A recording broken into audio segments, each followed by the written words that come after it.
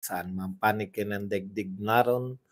Dito na naman tayo sa another episode ng ating vlogs, Badong Aratilis po. Pag-uusapan natin ngayon, ito po, no? Ito pong mga latest po, no? Kalalabas lang po ng utang ng Pilipinas ngayong March. Binabantayan po natin yan kasi pag usapin po ng utang, ibinibintang po, no? Nag-research po tayo ng konti, ibinibintang po kasi kay Tatay Digong. Kada mababalita po na ang laki po ng inuutang ni BBM, binabalik po ng mga fans club ni BBM at sinasabi po na ang utang ng Pilipinas ay kagagawan daw ni Tatay Digong. Yan po ba ay totoo? Pag-uusapan po natin yan. Pag-uusapan din po natin ito pong mga palpak, no? Yung mga palpak po na kapalpakan po ng mga sagot nito ni Auntie Claire dito po sa Russian vlogger at saka dito po sa tanong niya. Tanong po ng reporter tungkol po sa nais na mangyari ni Senator Bato na tayo po ay yung Senate hearing ay ipasa, no? Yung resulta po ng Senate hearing ay ipasa po kay Donald Trump dahil po si President Trump ng Amerika ay nagwika po na yung makikipagtulungan sa ICC, lalo na po sa mga panghaharas o pagpapadakip sa mga non-member ng ICC ay papatawan po nila ng parusa. Yan po mga pag-uusapan natin, pero bago yan, kung bago ka pa lang dito sa ating channel, mag-subscribe ka na. Dahil ito lang ang tayong channel na may kinikilingan, may pinapanigan, una sa balita, huli sa impormasyon, kaya ano pang hinihintay nyo? Pindot na. Okay, pag-usapan natin, no? Bukas po, yung mga hindi po nakadalo, sinabpi na po ng Kongreso. Yung mga hindi pa rin po dumalo ng mga vlogger noong nakaraan, hindi ko po alam kung padadaluhin pa rin yung mga dumalo na, no? Malamang hindi na kasi nilabas po yung mga sabpina, wala na sila Attorney Trixie. Pero syempre, dadalo pa rin si Models of Manila. Si Models of Manila, dadalo pa rin at mag-o-opening statement pa rin. Tanga-tanga talaga. Nakailang opening statement na bobo ta.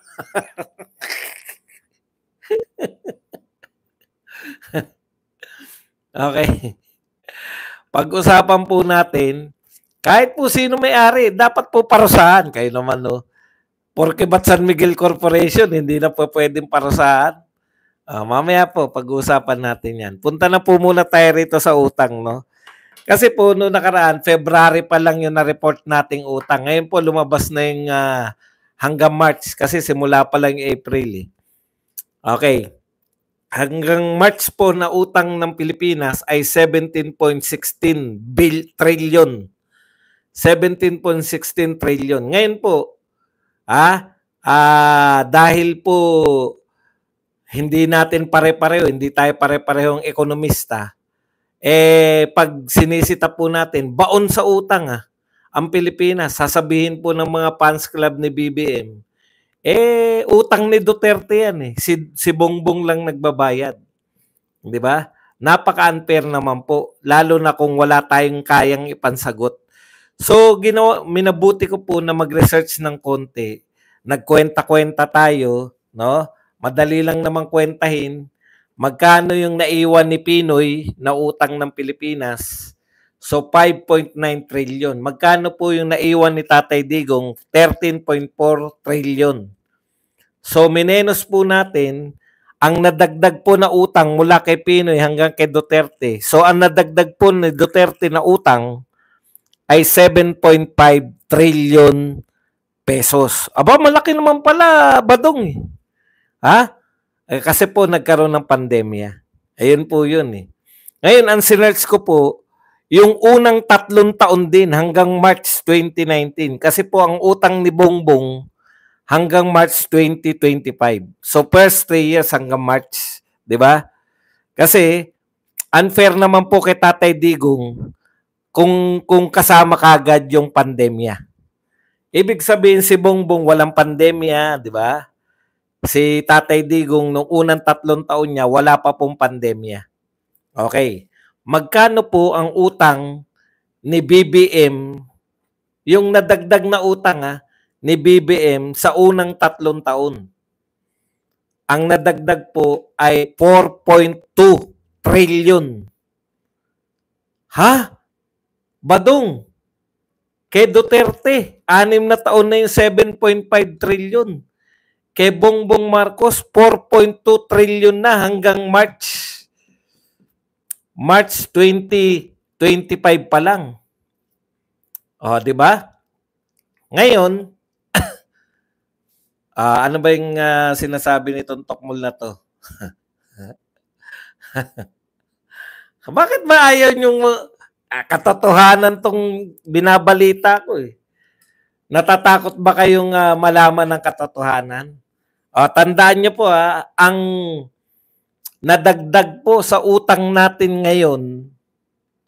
ngayong araw na to, o hanggang March 2025, mula po nung pumasok si Tatay Digong, mula po nang siya ay umalis pala, no? Mula nung humalili si BBM, ay 4.2 trillion na sa loob lamang ng 3 taon. Okay. Ngayon po, si Tatay Digong naman, tignan po natin yung first 3 years ni Tatay Digong. Konting research po. Ilang trillion po ang nadagdag na utang ni Tatay Digong nung unang 3 taon niya? Ano po pagkakaiba ng unang 3 taon ni Tatay Digong at unang 3 taon ni BBM? Pagdating po sa pondo. Si BBM po, maraming pumasok supposedly na pera. Bakit po? Nagbenta tayo na record-breaking na ginto. Di ba? Wala pong ganyang kalaking binenta na ginto si Tatay Digong. Nagbenta po ng NAIA. Wala pong binentang NAIA. NAIA operation, wala po. So, pumapasok po yung pera na yan. Naglipat po, kumuha po ng pera mula po sa PhilHealth. Hindi ko po alam kung magkano na yung actual na nakuha. Kasi ang target nilang kunin ay 98 billion, no, sa PhilHealth. Pero nakuha yata something like 60 billion. So may nakuha po na pera sa PhilHealth. May nakuha pong pera nung nagpatayo po ng pondo o yung Maharlika Fund. So, daang bilyon din po yan. Tapos, meron pa po sa PDIC. So, marami pong pumasok pera, pero nakautang pa rin po ng 4.2 trillion. Bukod po sa mga pumasok na pera, dahil kay pinagkukuha sa mga binentang mga lupain ng gobyerno, binentang ari-arian, perinibitize. Bukod po sa mga ginto at sa iba pa pong pera sa Maharlika Fund, na gumawa tayo ng Maharlika Fund, kinuwanan uli natin ng pera yung mga businesses natin, yung sarili nating mga pinagkikitaan. So ang dami pong pumasok na pera, nagkautang pa rin po ng 4.2 trillion. Tanong, Badong, baka sangkatutak naman yung nagawang proyekto. Di ba? Baka milyon-milyon ng pabahay. Baka daan-daan ng tulay at highway. Ano po sabi ni Auntie Claire? Sabi po ni Auntie Claire, tinanong siya, bakit po walang malalaking project ang ating gobyerno? Nilulutas na po natin yung problema ng right of way. Right of way pa lang. Tandaan po ninyo right of way pa lang po. Unang 3 taon ni Pangulong Marcos, halos wala pong proyekto. Panay right of way. Pero ang dami pong nakuhang pera. Kung saan-saan. Maharlika Fund. Nagaling din po yan sa atin. Benta ng ginto. Yung pong NAIA, ang tingin kong pinakamalaki nating kawalan dahil kumikita yan taon-taon eh. O ngayon, magkano na nga po? 4.2 trillion ang nadagdag na utang sa unang 3 taon. O, si Tatay Digong po, ano po ang nangyari sa unang 3 taon ni Tatay Digong? Malawak po. Unang 3 taon pa lang, napakarami na nating pinagawa na mga proyekto. Daan-daang tulay, ayos ng airport, inayos, ang dami pong may nagawang mga skyway, ang dami pong highway. Sangkatutak po ang proyekto, hindi nyo na po pwedeng i-deny yan. Kung gusto nyo pa po, isa-isahin pa natin yan sa mga susunod. Talagang, isa-isahin pa natin sa mga susunod yan. Wala po akong time magbasa pag ako po ay ini-ignore ko lang po pag walang katuturan. Pero baka trilyon-trilyon ang utang ni Tatay Digong kasi ang daming proyekto, Badong. Wala pa siyang binibenta, hindi siya nagbenta ng ginto, hindi siya nagbenta ng NAIA. Baka trilyon naman, ilang trilyon kaya ang inutang ni Digong sa unang 3 taon. Nung wala pa pong pandemya, ang unang 3 taon po, tanong nyo po kung magkano ang nadagdag sa utang natin. Itanong nyo lang. Ayaw nyo itanong. Itanong, magkano? Ilang trilyon? Kay Marcos, 4.2 ha? 4.2 sa unang 3 taon. Kasi unfair po eh. Pag hindi po unang 3 taon, di ba? Okay, yan, may nagtanong. Kapit po kayo, baka magulat pa po kayo. Wala pa pong 1 trilyon ang nadagdag sa ating utang. Ang aktual pong nadagdag sa utang natin ay 0.8 trilyon o 800 billion lang po. 800 billion.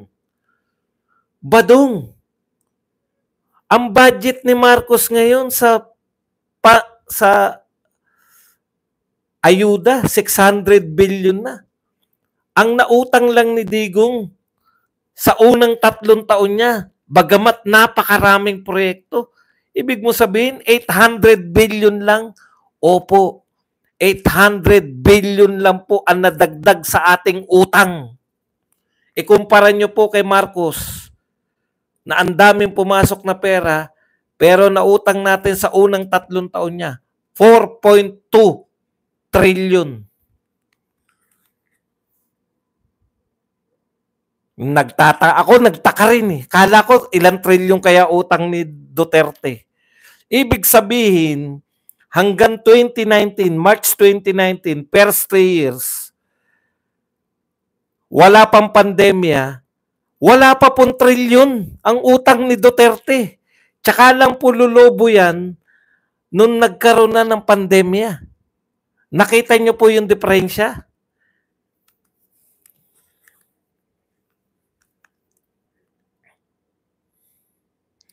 Hindi lang po talaga kaya pala walang sumisita.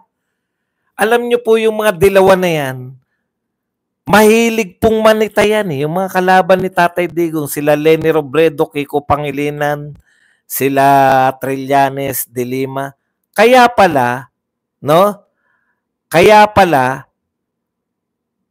si Tatay Digong,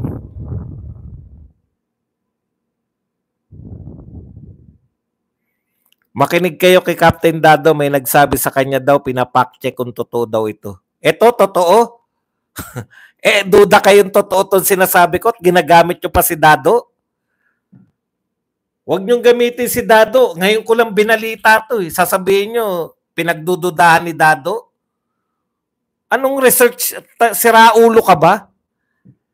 Ni-research ko to. Ito yan, no? Nag-research ako. Hindi pa to. Gagamitin mo pa si Dado laban sa akin? Magkaibigan kami nun. Kahit minsan lang kami nagkita.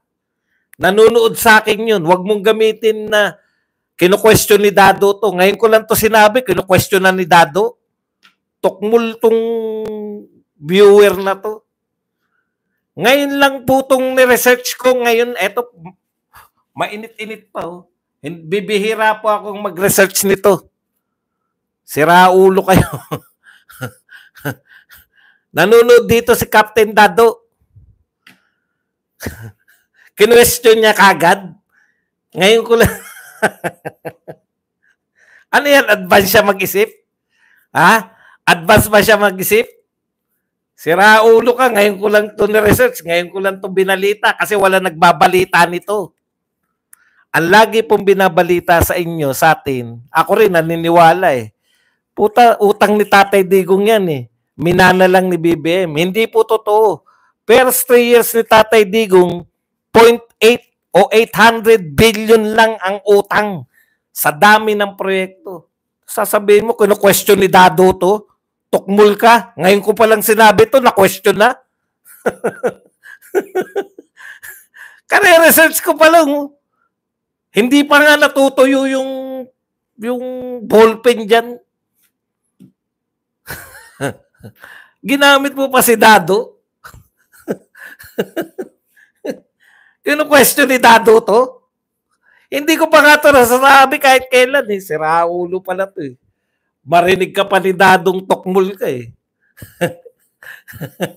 Hindi, okay lang yan. Para napapakita po natin sa kanila na yung mga kung sino po ang tunay na fake news. Di ba? Okay. Bihira po ako nagre-research eh. Kaya lang nakita ko po kasi yung diferensya. No? Ang laki po pala ng diferensya. Ngayon, kailan po lumobo yung next 3 years kasi may pandemya na noon. Kinakailangan mong naintindihan nyo po. Iba po yung budget ng pandemya. Wala rin pong ganong papasok na mga taxes kasi wala nga trabaho, tigil nga eh. Hindi po ako apektado. Sinasabi ko lang, hindi nyo ako pwedeng ma-fake news. Minsan na lang ako mag-research eh. Tapos sasabihin nyo, kina-question pa ni Dado yung, ngayon lang ako nag-research na question kagad. Ano yan, nabasa ni Dado, ito yung topic ni Badong, ku-questionin niya. Tukmo lang po siya. Mag-comment ka kung sino man yun at nang mabura na kita sa mundong ibabaw. Hindi pala. Mabura na kita rito sa ating pahina. Okay. Tuloy po natin. Ibig sabihin, pwede nating itama yung mga sinasabi nila, no? Hindi si Digong ang naglulubog sa atin sa utang, si BBM talaga. Si Digong, kaya po lumaki po ang utang natin. Wala kang magagawa, pandemya eh. Kinakailangan mong buhayin ng mga Pilipino. O yung umaangal po sa inutang ni Digong, magbayad po kayo. Sabihin nyo, hindi ko po masikmura na ako ay binakunahan ng libre 3 beses. Hindi ko po masikmura na ako ay tumanggap ng ayuda 8,000 2 beses. Hindi ko po masikmura na tumanggap ako bukod po sa national government ayuda. May ayuda pa rin mula po sa mga mayor, mula po sa governor, sari-saring ayuda. Isoli nyo. Yung isang bakuna, more or less, 4,000. Kung 3 beses ka, 12,000, isoli mo. Tignan nyo. Yan lang po, simplihan lang po natin ang mga paliwanag. Hindi po kinakailangan dito na ikaw ay napakahusay mo na abogado. Yung iba kasi, hindi ka naman abogado, Badong. Bakit paliwanag ka ng paliwanag? Hindi nga ako abogado, pero vlogger ako. Yun talaga trabaho namin, ipaliwanag. So, naipaliwanag po natin ngayon na hindi po totoo na nagbabaon sa atin sa utang hanggang ngayon ay si Duterte.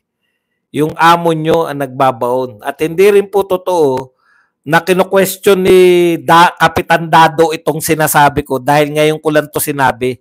Mga tokmo. Okay, punta na po tayo rito kay Auntie Claire.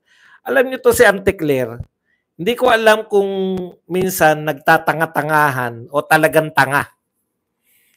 Pwede naman kasing pag hindi na unawaan Auntie Claire yung tanong, itanong mo uli, ano yung tanong? Sorry hindi ko gano'n na-gets yung tanong.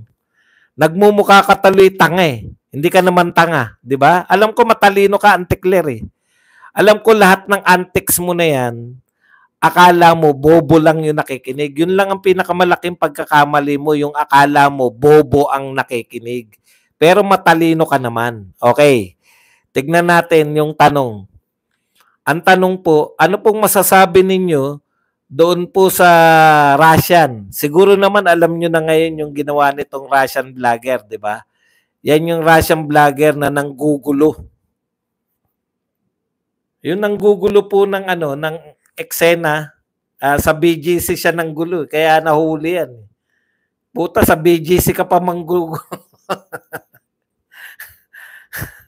Buti na lang mga Jaguar yung kung nagkataon ng mga residente doon ang ginulo mo, mas mayamang patsak sa'yo yun. Kaya nga, hindi ako bagay doon. Kaya na-realize ko, teka muna, ano ba ginagawa ko talaga rito sa BGC na to? Puta, hindi naman ako bagay dito. Nakatira nga ako sa BGC. Sa karinderya naman ako kumakain. Para, sabi ko sa sarili ko, Badong, tigilan mo na yung pagpapanggap mo na taga-BGC ka. Totoo naman taga-BGC ko ng 2 years. Pero yung lifestyle mo, hindi ka naman nakakasabay sa taga-BGC. Wag na. Wag mo na ipagsiksikan yung sarili mo dyan. Di ba? Okay. Ngayon, nakakatawa si Remulla kasi hinirap niya na parang papakita natin sa buong mundo na may batas tayo, etc. etc. Pinagtatawanan lang siya . Tapos pinalabas yung mga ginawang kalokohan nitong Russian vlogger. Pumapalakpak pa yung Russian vlogger. Pumapalakpak pa sa sarili niya . Wala naman silang kakayahang gawin dahil Russian. Hindi ko alam kung Russian, American na. Parang may nababanggit din na Amerikano siya . Kaya lang in-emphasize yung Russia. Alam niyo naman. Para hindi tayo masyadong galit sa Amerikano. Anyways. So, parang pinaglalaroan lang po sila ng vlogger. Di ba? Kasi pumalakpak pa . Ang tanong sa kanya, ano masasabi ron? Simula pa lang po yan, no? Ngayon po ay nakakasuhan na. Porket narinig yung vlogger, fake news peddler na agad. Anak ng tinapay.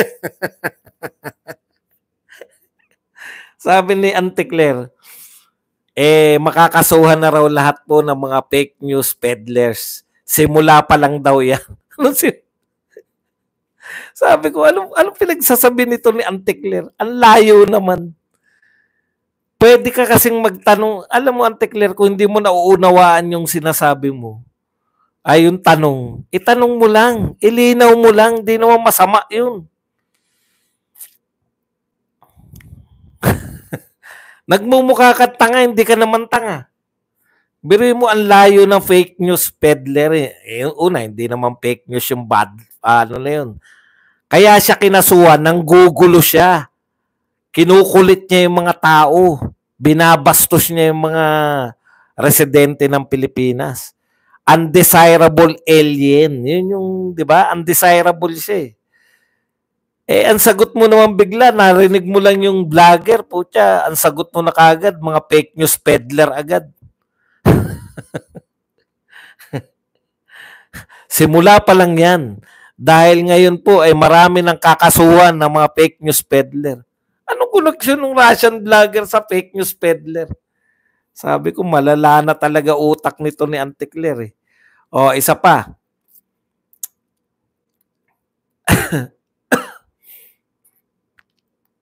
Nagpapasalamat po tayo sa Qatar, sa bansang Qatar at napalaya na po ang mga 17 pro-Duterte. Pro-Duterte OFW. Laban lang. Pero alam nyo po, siyempre, unahin po natin yung paggalang sa batas, no? Mahigpit po yung mga batas diyan, no? Sa Qatar at sa iba pang lugar na mahigpit. Wag po na tayong mag-rally, no? Ano na lang po, nagpapasalamat po kami sa Qatar government dahil po sa siguro na-realize din nila na ito naman mga to hindi naman nagpo-protesta, no?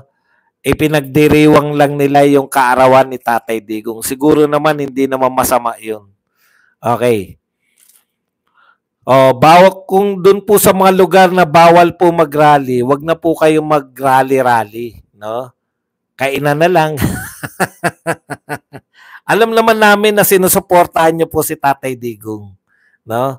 Pero wag naman po yung pagsuporta po natin ay makasama pa sa inyo, 'di ba? Okay, sa isang tanong naman, bigyan ko lang po kayo ng context kasi malabo magbigay ng context to si Auntie Claire. Ayon po kay Donald Trump, galit po si Donald Trump diyan sa ICC. Una pong parusa ni Donald Trump ay kasi ang ICC po nag-issue po 'yan ng warrant of arrest sa kaibigan ng Amerika at ni Donald Trump, yung Israel, di ba?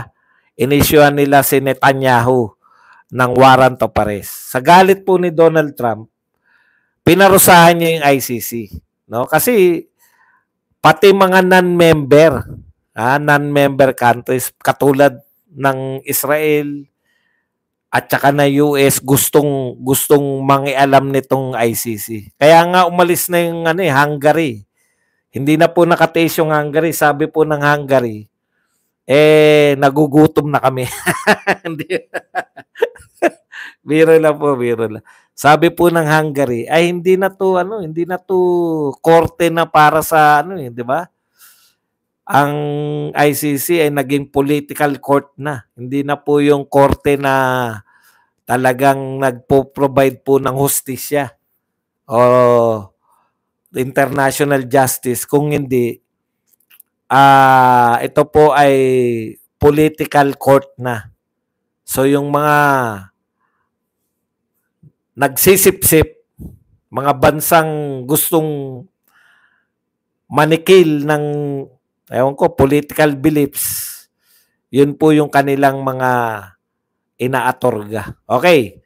Sa madaling salita, isa po sa binigay na issue ni Donald Trump, bukod po dun sa pagpaparusa, freeze yung asset ng ICC. Lahat ng asset ng ICC ay freeze. Nagsabi rin po si Donald Trump, winarningan niya po lahat ng makikipagtulungan sa ICC para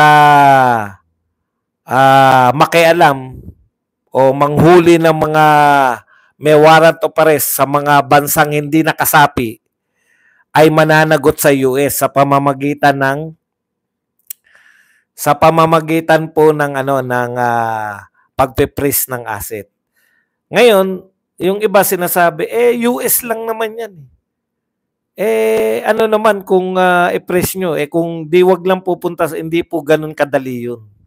Alam nyo po, marami pong US company, ang global po yung mga bangko, halimbawa mga bangko, na global po. Pati po yung mga global bank na nag-ooperate sa US, kasama po silang dapat tumalima sa freeze order. Alam niyo yun? Pag sinabi na US, halimbawa, ikaw hindi ka US bank, pero may operasyon ka sa US, dapat kang sumunod. Kasi kung hindi, alam niyo naman si Donald Trump, tinototoo niya eh. No? Yung tariff po, kaaway niya na buong mundo ngayon sa pagtatarif. Pero tinotoo niya. Kaya bagsak ang mga stock market ng buong mundo. Dahil kay Donald Trump. Tinotoo niya eh. Ngayon, ang gusto ni Bato, etong may-ari ng jet, na nakipagtulungan para ipadakip si Tatay Digong na mula po sa mga alyado na hindi kasapi, kaalyado tayo na US na hindi kasapi ng ICC. Kaya pasok na pasok sa banga yung sinasabi ni Donald Trump na dapat parusahan yung makikipagtulungan na individual. O yan, nakipagtulungan kayo, yung may-ari ng jet, sino ka man, no? Dapat parusahan ka ng United States of America kasi yan po ay executive order. Ang executive order po, parang in absence po ng actual na law, katumbas po yan ng batas. Hanggat hindi po yan binabawi yung executive order, ano po yan,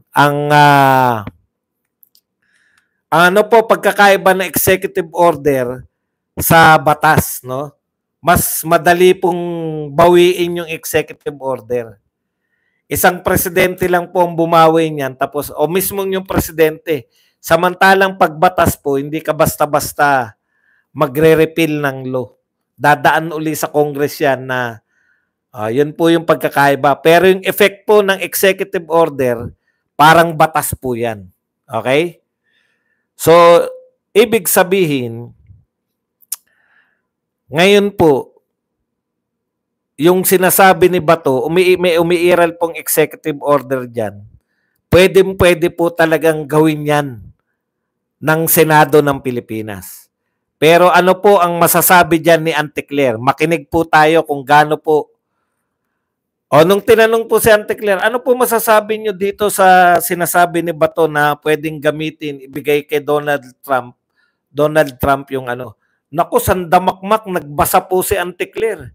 Ito po sinasabi na executive order, etc., etc. Ito po ang mga miyembro. Sa haba po ng sinabi ni Anticler, napatunayan niya na miyembro tayo nung sinasabi ni Donald Trump na mga non-NATO member na pero alyado ng US. So kabilang talaga tayo sa alyado ng US, di ba? Okay, ito po ang palusot ni Anticler kung bakit hindi daw po pwede na ibigay ng Senate kay Donald Trump, President Trump, yung mga kanilang investigasyon. Pakinggan natin ng konti para kayo rin malito, hindi lang ako.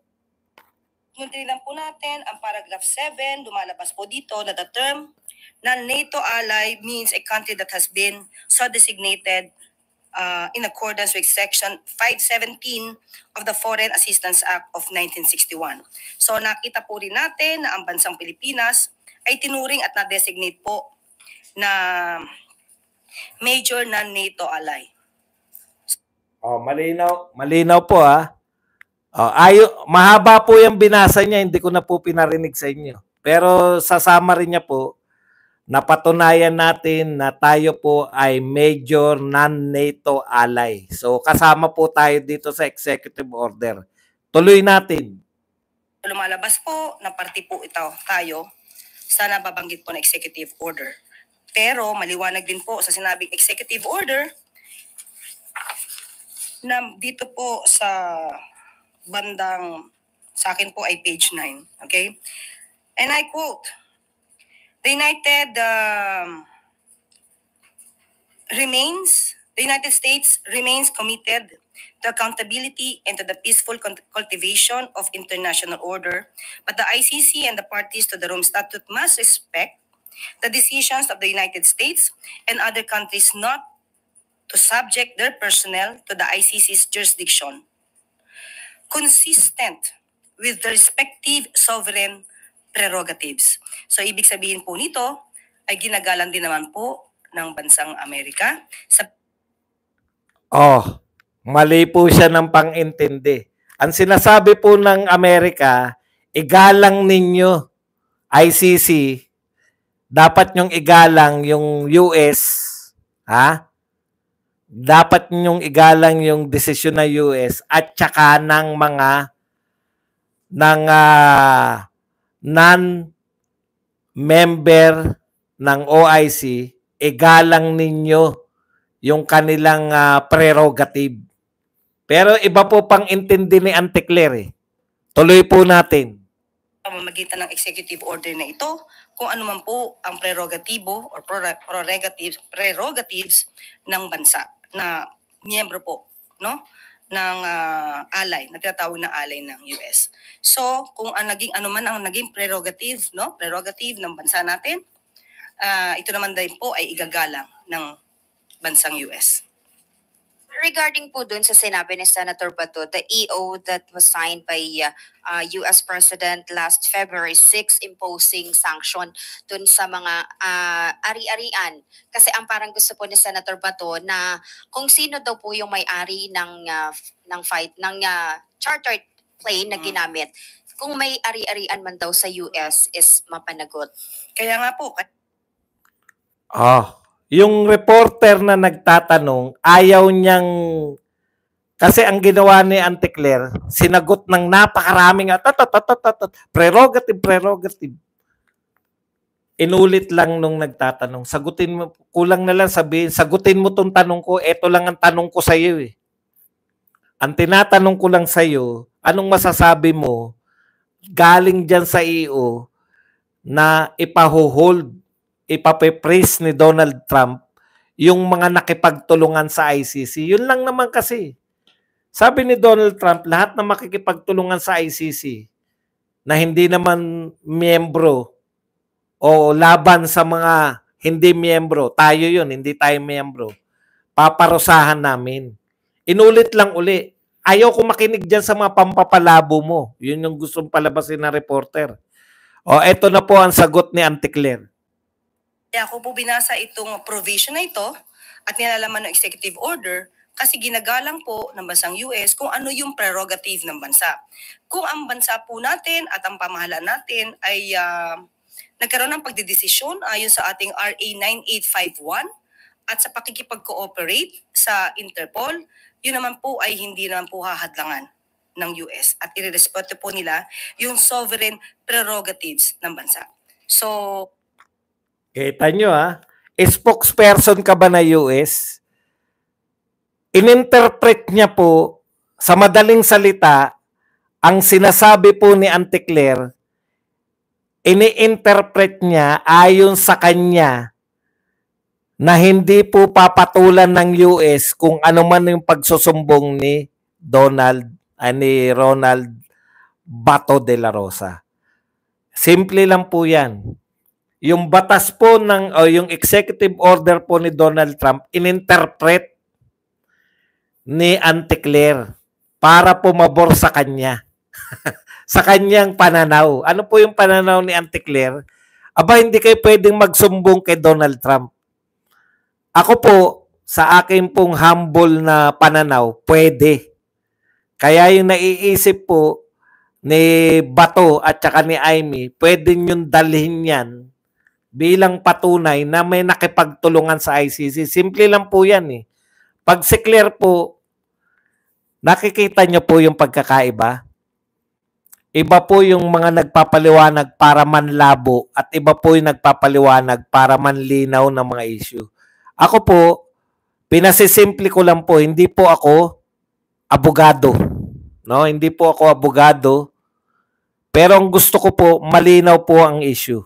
Ang issue po, may executive order si Donald Trump. Winawarningan niya, huwag kayong kakampi sa ICC, lalo na kung may ipahuhuli na mga kaalyado namin na hindi miyembro ng ICC. Lahat ng makikipagtulungan, paparusahan namin. Yun yung sinasabi ng executive order. Kalimutan nyo na yung prerogative na yan. Pasimplihin lang natin. So, ang sabi ni Bato, isusumbong namin sa inyo yung may-ari ng jet, nakipagtulungan siya. Kaya na kay Donald Trump na po, kung susundin niya yung sarili niyang executive order, hindi po kay Claire yan. Nako, hindi ka spokes ni Donald Trump. Hanggang kay BBM ka lang. Kung ano man sabihin mo, hindi yan uubra kay Donald. Interpretasyon mo, mali-mali naman ang prerogative. Nakipagtulungan kayo sa ICC, sinasabi mo, hindi tayo nakikipagtulungan. O ngayon, sasabihin, ano prerogative? Hindi naman pala hindi ka pala nakipagtulungan. Bakit nakakulong sa ICC si Tatay Digong? Ay, hindi kasi